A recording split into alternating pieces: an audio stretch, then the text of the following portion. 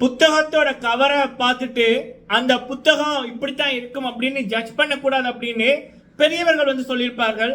இந்த ராணவ் அப்படின்ற ஒரு நபர் அவர் நேத்து பவித்ரா அவர்களை பற்றி சொன்ன ஒரு வார்த்தை, அதை சொன்னது மட்டுமல்லாம அவர் இன்று அதாவது எல்லை மீறி பவித்ரா கிட்ட நடக்கிற விதம், இப்படிப்பட்ட ஒரு பிறவிய பெத்தவர்கள் வந்து எப்படி பார்ப்பார்கள், இல்ல அந்த பெத்தவர்கள் வெளியில போவைக்குள்ள ராணவிட பேரண்ட்ஸ் இவங்க தான், ராணவிட அப்பா அம்மா இவங்க தான் அப்படின்னு வந்து சொல்லிக்குள்ள அவங்களுக்கு சந்தோஷமா இருக்குமா, இல்ல அதை அவங்க பெருமையா எடுத்துக்கொள்வாங்களா?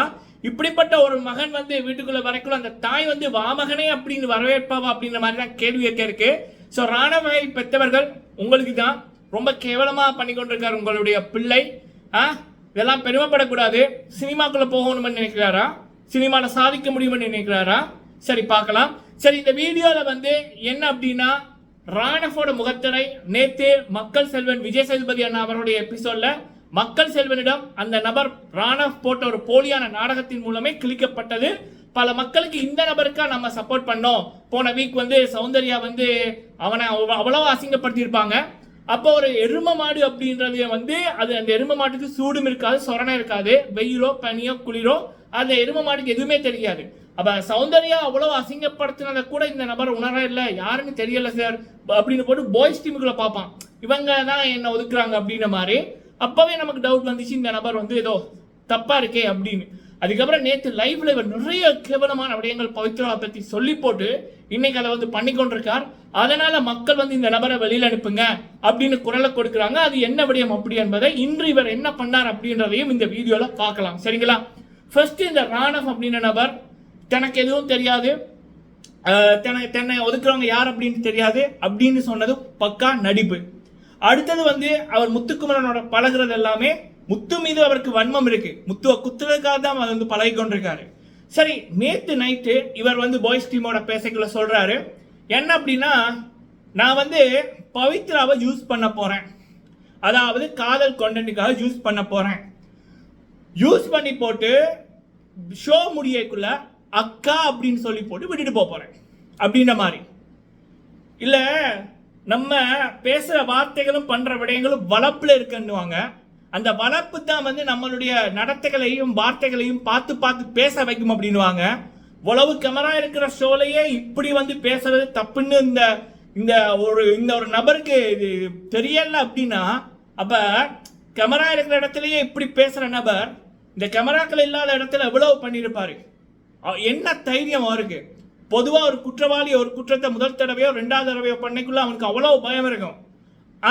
ஆனா அதுவே ஒரு 10-12 தடவை பழகினதுக்கு அப்புறம் அவனுக்கு அந்த பயம் இருக்காது, எதுவுமே இருக்காது, எந்த குற்றமே இருக்காது. அப்ப ராணவ் வந்து சொல்லக்குள்ள, ஏன்டா இத்தனை கேமரா இருக்குது, 65 கேமரா இருக்கு, பல கோடி பேர் பாக்குறாங்க, ஒரு பொண்ணை பத்தி ஒரு கொஞ்சம் கூட உனக்கு பயம் இல்லாம நீ வந்து இப்படி சொல்ற அப்படின்னா நீ எத்தனை பேருக்கு வெளியில பண்ணிருப்ப? சத்தியமா நெஞ்சு எனக்கு ரத்தம் கொதிக்குது இப்படியான நபர்களை பார்க்கக்குள்ள. அப்ப எனக்கே கொதிக்கக்குள்ள எத்தனை பெண்களுக்கு ரத்தம் கொதிச்சிருக்கும். இந்த நபர் பேசின வார்த்தை அவ்வளவு தைரியமா சொல்றானே. ஸோ நான் வந்து பவித்ராவை யூஸ் பண்ண போறேன், கண்டென்ட்டுக்காக யூஸ் பண்ண போறேன், அதுக்கப்புறம் வந்து போவைக்குள்ள ஷோ முடியக்குள்ள அக்கா அப்படின்னு சொல்லி போட்டு போறேன், முடிக்க போறேன், ஃபுல் ஸ்டாப் வைக்க போறேன். அப்ப பாய்ஸ் கேட்குறாங்க, ஏன்டா கல்யாணம் பண்ணிக்க அப்படின்னுங்க. சாச்சா, எனக்கு இப்படிப்பட்ட பொண்ணெல்லாம் வேணாம். இந்த 2 பேரும் வேலைக்கு போனா சரி வராது, சினி இண்டஸ்ட்ரியில இருந்தா சரி வராது, அது நான் வேற பொண்ணை பார்த்துக்குவேன், அதோட அவ 95 நான் 96, அது சரி வராதுங்க. இப்படி பேசினவன் இன்னைக்கு அதவே பண்றான், பவித்ராவுக்கு பின்னால தெரியறான், உரசி கொண்டிருக்கான். அந்த பொண்ணுக்கு வந்து அன்கம்ஃபர்டபுளா இருக்கு. சரியா? அந்த பொண்ணு கேம் ஆட வந்திருக்கு, நல்ல பேர் எடுத்திருக்கு, அப்போ பக்கத்துல போய் உரசி கொண்டிருக்கான். அவன் அந்த தம்னையில பாத்தீங்கன்னாலே தெரியும் அவங்களுக்கு பிடிக்கவே இல்லை, இவன் பண்ற விடயங்களே பிடிக்கல. இப்ப சௌந்தர்யா ராயன் பண்றது வேற, இந்த 2 பேரும் திட்டம் போட்டு பண்றாங்க, 2 பேரும் அக்செப்ட் பண்ணி தான் பண்றாங்க. தர்ஷிகா விஷால் பண்றது வேற, இங்க பவித்ராவுக்கு விருப்பமே இல்லை, இவனை கண்டா ஓடுறாங்க. அப்ப பிக் பாஸ்ல வந்து ஃபர்ஸ்ட் வந்து சேஃப்டி முக்கியம், ஃப்ரீடம் வந்து முக்கியம். இந்த மாதிரி விடயத்துல அது பொண்ணுங்களுக்கு வந்து இப்படி பண்றது ஒரு தப்பான எக்ஸாம்பிள், சொசைட்டில இவ்வளவு பேர் பாக்குறாங்க. அப்ப இவன் பண்ற விடயம் வந்து எத்தனை இளைஞர்களுக்கு ஒரு தப்பா போகும். ஓ, நம்ம இப்படி பண்ணலாம், இப்படி நம்ம யூஸ் பண்ணலாம், கடதாசி போல தூக்கி குப்பை மாதிரி போட்டுடலாம் பொண்ணுங்களை அப்படின்ற மாதிரி. ஹைட்டா இருந்தா, நான் ஒரு ஸ்லிம்மா இருந்தா ஓகே பொண்ணுங்களை எப்படியும் பண்ணலாம், அதுவும் அக்கான்ற வார்த்தை யூஸ் பண்ணான் பாத்தீங்களா? அப்ப இவன் வந்து உறவு முறையை கெடுக்கிறான், பெண்களை அசிங்கப்படுத்துறான், ஏன் இவனை பெத்தவங்களே அசிங்கப்படுத்தியிருக்கான். அப்ப இப்படிப்பட்ட ஒரு நபர் வந்து இந்த ஷோக்கு தேவையா? இந்த ஷோக்குள்ள வச்சிருக்கணுமா? அப்ப மக்கள் செல்வன் அவர்களுக்கு இப்ப மக்கள் வந்து டேக் பண்ணி இப்படிப்பட்ட நபரை வெளியில் அனுப்பணும் என்றது மக்களோட ஒரு கோரிக்கை. இந்த வாரம் இந்த நபர் நாமினேஷன்ல வந்திருக்காரு, மக்களை தயவு செய்து வெளியில போட்டுருங்க. இதெல்லாம் இருக்க வேண்டிய இடத்துல இருக்கணும். இது படமெல்லாம் நடிக்காது, அதுக்கு நான் ப்ராமிஸ். இந்த நபர் சினிமால சாதிக்க மாட்டார், அதை பொறுத்திருந்து இவர் பார்ப்பார். சரிங்களா? வார்த்தைகள் ரொம்ப முக்கியம். அந்த வார்த்தை வந்து நம்மளோட வளர்ப்பை வந்து காமிக்கும். அதுவும் ஒரு பொண்ணை நீ வந்து அந்த கடதாசி மாதிரி யூஸ் பண்ணி போட்டு தூக்கி போட்டுட்டு போமா அப்படின்ற, அதுவும் அக்கான்ற வார்த்தையை யூஸ் பண்றான்னா நீ எதுக்குமே உண்மையா இல்லையா ராணவ்? கேவலமா இருக்கு. சோ இது வந்து உங்களுடைய கருத்தை சொல்லுங்க மக்களே. இப்படியான நபர்களை நீங்க அக்செப்ட் பண்றீங்களா? பிக் பாஸ்ன்றது பாடம் அப்படின்னுவாங்க. குழந்தை சின்ன பசங்கள்ல இருந்து பெரியவங்க வரைக்கும் பாக்குற ஷோ தான் இந்த பிக் பாஸ். இந்த ஹிந்தி பிக் பாஸ்க்கு நம்ம தமிழ் பிக் பாஸ்க்கு நிறைய வித்தியாசம் இருக்கு. ஏன்னா ஹிந்தியில வந்து இஷ்டத்துக்கு வந்து பண்ணலாம், இஷ்டத்துக்கு பண்ணலாம், எந்த தடையுமே வந்து இல்லை. இஷ்டத்துக்கு ஆட போடலாம், இஷ்டத்துக்கு பண்ணலாம், உறவு முறை அப்படின்றது எதுவுமே இல்லை. ஆனா இங்க தமிழ் பிக் பாஸ்ல போடுற ஆடைகள்ல இருந்து பேசுற வார்த்தைகள் வரைக்குமே அந்த ஒரு 40 பக்க ரூல்ஸ் இருக்கு. அந்த ரூல்ஸ்ல எல்லாமே இருக்கு.